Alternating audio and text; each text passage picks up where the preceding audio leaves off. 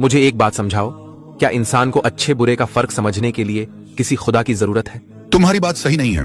कुछ हद तक तो इंसान नेचर से मोरालिटी महसूस कर सकता है, लेकिन एब्सोल्यूट मोरालिटी सिर्फ इंसान की अक्ल से नहीं आती।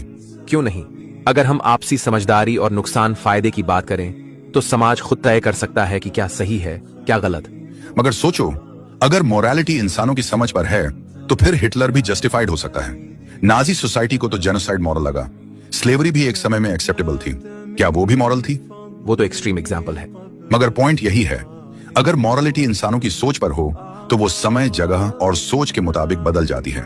तो फिर कोई अल्टीमेट स्टैंडर्ड कैसे रहेगा? पर साइंस से हम जानते हैं कि क्या चीजें हार्म करती हैं और क्या बेनिफिट देती हैं। वो भी तो मॉरल गाइड बन सकती है। साइंस तुम्हें what is, how it's work जैसी बातें ही बताती है। जैसे आग गर्म है, लेकिन वो ये नहीं बताती कि क्या होना चाहिए।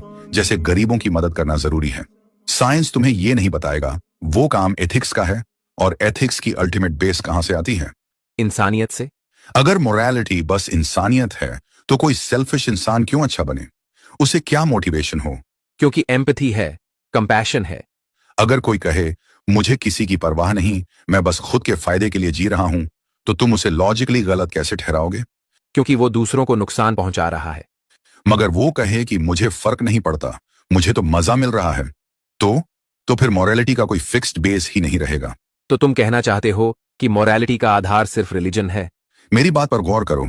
मैं कह रहा हूं कि मोरालिटी का ऑब्जेक्टिव बेस एक ऐसा बेस हो जो सब पर लागू हो, और यह तभी मुमकिन है जब कोई ऑल नोइंग हायर अथॉरिटी हो जो इंसानों से ऊपर हो। तभी हम अच्छाई और बुराई में फर्क कर सकते हैं, उसके दिए हुए बगैर किसी बॉयस के कानून पर। जो ऑल नोइंग हो वही हमें सही गाइड कर सकता, और ऐसा खुदा ही हो सकता है। और अगर खुदा ना हो तो मोरालिटी बस एक ओपिनियन बनकर रह जाएगी, और ओपिनियन पर सिविलाइजेशन नहीं टिकती।